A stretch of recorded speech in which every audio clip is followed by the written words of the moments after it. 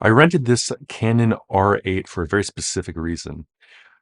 I just rented the Sony a6700 and the features are incredible in the camera. The price is incredible. But what drove me nuts actually using it for photography was the low resolution small EVF. The it's so resolution that it's hard to actually see if your image is in complete focus without relying completely on little green squares. And the opening of the EVF feels really small, so you're really jamming your face against the camera to get a good view. So I decided, okay, why don't I rent another camera that had a very similar spec EVF? And that's why I'm renting the R8.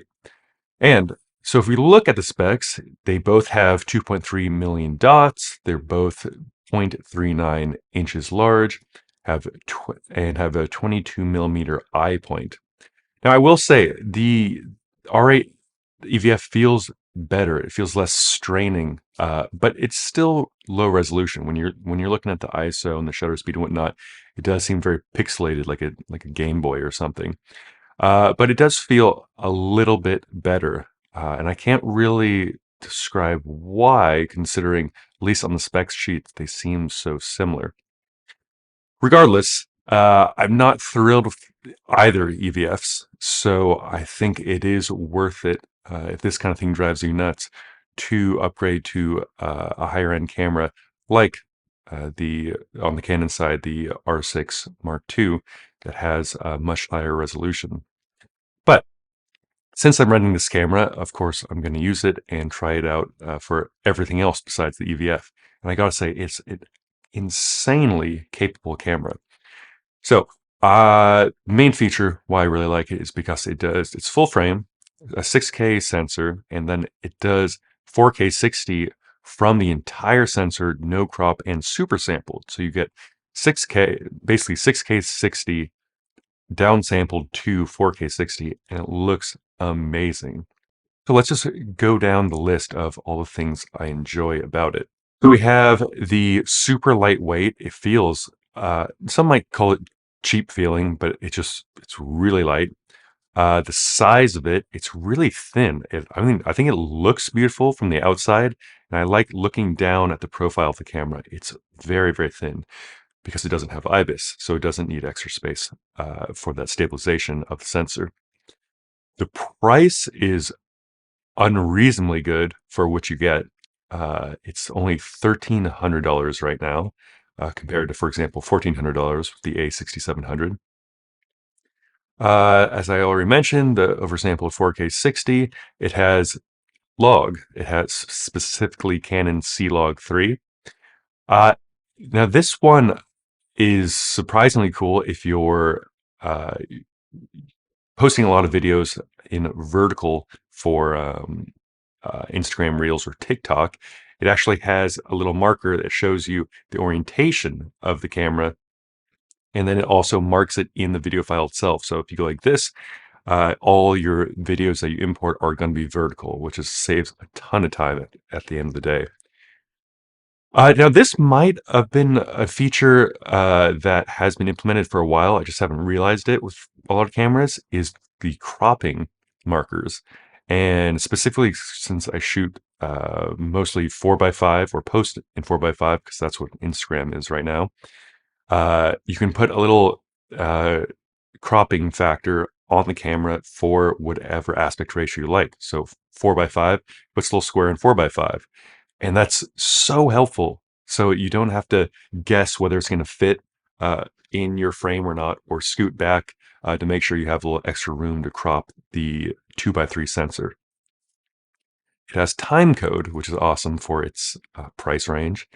Breathing compensation. This lens, for example, I've the breathing compensation off at the moment, but it breathes a ton. It's super noticeable in video. You might be able to notice it. You might not. May not be that big of a deal to you, but to me, when you see it in other footage, I think it just feels unprofessional. So to have, yes, it does naturally crop in to have this feature because that's to compensate for that breathing. But if you were to do that manually and adjust for it in post, it would take forever. And then lastly is that you get to shoot in log, but usually when you shoot in log, you have the lowest native ISO, let's say 800, and then you can't go below that. This gives you a low setting, just like you get when shooting raw in low in still images, and that's where you only have the base ISO, but then it digitally pushes it down certain amount of exposure, 1 or 2 stops. So you have a little bit of extra headroom, though it does cut down on the dynamic range. But if you're in a pinch and you want a certain shutter angle and you want a certain aperture and you don't have an ND filter to throw on, this works out really well. And so lastly, I'd say, how does it compare to other cameras in the price range? It's about half the price of the R6 Mark II. And if you don't need IBIS, you all of a sudden have $1,000 in your pocket. And I personally, I really, because I use my camera for video and photo in the same package, I can't live without IBIS. So I just, my hands are too shaky for still images without it. So I'd, if you're going to be using it for video and photo, I think you have to spend that extra $900 and get the R6 Mark II for the IBIS. But if you're just having the camera for video and you're speaking to camera like this and you're not going to need IBIS, save that $1,000. So worth it because you're getting pretty much all the other features of the R6 Mark II. Let's compare it to the S5 Mark II and the S5 Mark II X. That's $1,800 and $2,000. Or $2,000 and $2,200 normally. BH right now has it on sale. Actually, it has it on a really good sale. They're throwing in a free 85 millimeter Lumix lens, f1.8. I mean, awesome. $600 right there. And then the Z6 Mark II, $1,600 right now, or $2,000 normally. And so what I'm getting at for this is how can a Nikon user like myself, who's waiting for the Z6 Mark III, what do we have to see in the Z6 III for it to be competitive with this R8 or R6 Mark II? For me, you'd have to have at least the oversampled 4K 60 from the full 6K sensor. That'd be a must. Um, the R8 and the R6 II don't have intra codecs like ProRes, which compress each file individually instead of long GOP. That would be amazing to compete with the S5 Mark II. And then best case scenario, you'd have raw 6K 60, but internally to compete, with Nikon itself, the Z8 8K 60 internal. But for the price range, because we're probably going to look for around the $2,000 price range, I'd be a little bit surprised. But since they have that patent where they don't have to worry about red uh, patent infringement, I think that would be best case scenario. Even if it gets more expensive into the $2,300, $2,500 range of the R6 Mark II.